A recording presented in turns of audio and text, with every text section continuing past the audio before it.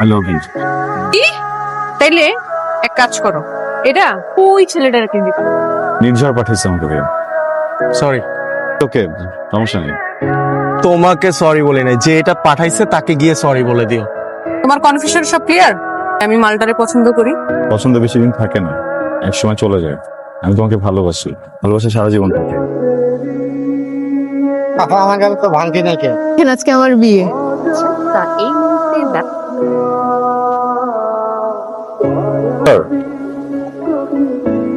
কাঁদতেছিস কেন? কে কিছু বলছে?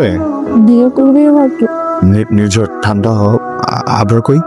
তোকে যেটা জিজ্ঞেস করছিস সেটা বল। নির্ঝর, নির্ঝর আমার কথাটা শোনো।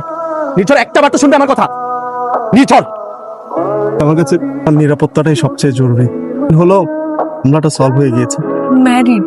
আমি জানি মহেশ অনেক কষ্ট পাবে, কিন্তু একটা সময় এটাও বুঝবে যে তার এই কষ্টের বিনিময়ে আমি ভালো থাকবো, আমি ভালো থাকবো। এতগুলো মানুষের ভালো থাকার জন্য মহেশের মতন বড় মনের মানুষ এটুকু নিশ্চয়ই মেনে নেবে।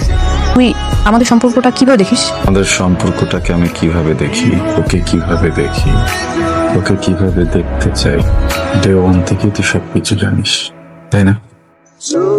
আমাদের এই সম্পর্কটাকে তুই কিভাবে দেখিস, কিন্তু আমি এটাও জানি তুই আমাকে প্রেমিক হিসেবে দেখিস না। এটাও জানি ওয়াইফের তার হাজবেন্ডের প্রতি যে অ্যাট্রাকশন কাজ করে, তোর আমার প্রতি সেটা কাজ করে না। তোর মুখোমুখি দাঁড়িয়ে বলবো এই সাহস বা হিম্মত কিছুতেই জড়ো করতে পারলাম না। কাল রাতে তোর কথাগুলো নিয়ে আমি সারা রাত ভেবেছি। বিশ্বাস কর, আমি আজ কেন কোনোদিনও তোকে আমার প্রেমিক বা স্বামী জায়গায় বসাতে পারবো না। আমার প্রেম, আমার ভালোবাসা আবরারের জন্য।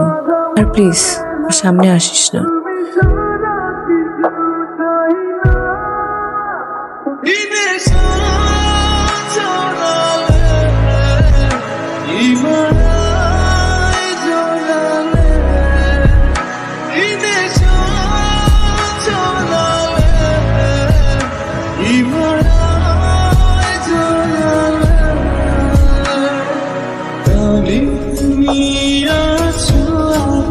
যত তাড়াতাড়ি সম্ভব ডিভোর্স পেপারটা রেডি করেন।